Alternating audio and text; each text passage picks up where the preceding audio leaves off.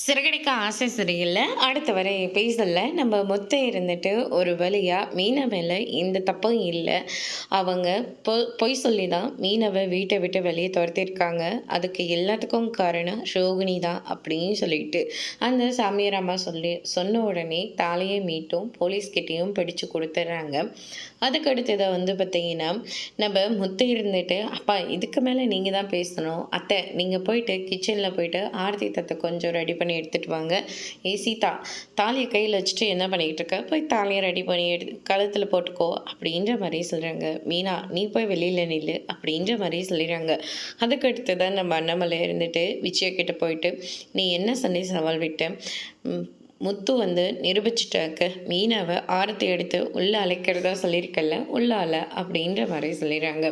நம்ம விஜயாவும் வேறு வழி இல்லைன்னு சொல்லிட்டு, வாமா மருமகளே வாமா உள்ள அப்படின்னு சொல்லிட்டு உள்ளே அழைக்கிறாங்க. அதுக்கு அடுத்து தான் நம்ம சீதாவும் வீட்டுக்கு கிளம்பி போயிடுறாங்க. அருண் இருந்துட்டு உன் கழுத்தில் அந்த தாலி இல்லைன்ன உடனே ரொம்பவே அதிர்ச்சி ஆயிடுச்சு. ஏன்னா ஏற்கனவே அம்மா என்னை விட்டுட்டு போனதே என்னால் ஏற்றுக்க முடியல. இப்போ அவங்க பார்த்து பார்த்து வச்சுட்டு செஞ்ச தாலியை காணன்னு சொன்ன உடனே எனக்கு ரொம்ப டென்ஷன் ஆகிடுச்சு. அதனால தான் நான் இப்படியெல்லாம் நடந்துக்கிட்டேன். என்னை மன்னிச்சிடு. உனக்கு என் கஷ்டம் புரியலன்னு நினைக்கிறேன். உனக்கு உங்கள் அம்மா செத்தாதான் என்னுடைய கஷ்டம் என்னன்னு உனக்கு புரியும் அப்படின்ற மாதிரி சொல்லிடுறாங்க.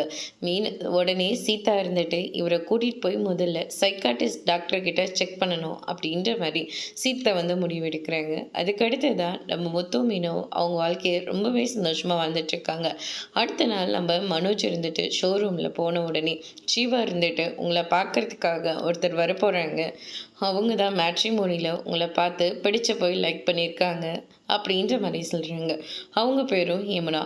வந்த உடனே வந்து பார்த்தீங்கன்னா மனோஜை பார்த்த உடனே நீங்கள் ரொம்ப ஸ்மார்ட்டாக இருக்கீங்க அப்படின்ற மாதிரி சொல்கிறாங்க.